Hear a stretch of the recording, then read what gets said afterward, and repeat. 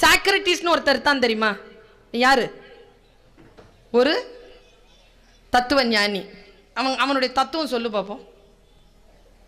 ஒரு தத்துவம் யாருக்கும் தெரியாதுங்க.